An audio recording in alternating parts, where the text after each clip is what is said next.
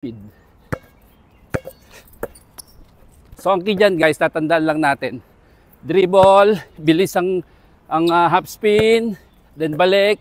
Ito yung bola, nakaprotekta yung siko natin, hindi magagaling dito sa baba. Nandito na agad siya. Then aim for a shot. Pwede rin siyang pagka-receive pa lang, spin fake na, tira na. So parang ganito, ira natin.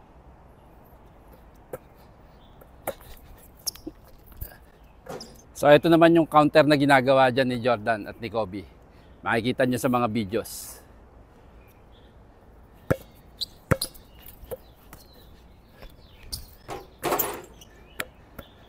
So up and under ang ginagawa nila dyan. Counter sa fade away.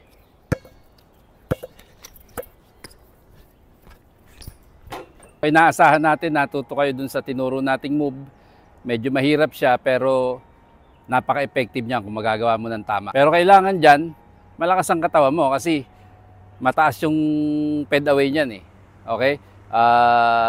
Mas malayo, of course, may hirapan ka mablangka. So good condition, proper timing, malakas ang legs, malakas ang core, kayang-kaya mo i-execute yan. Para sa mga naglalaro ng low post, makakatulong sa inyo yan.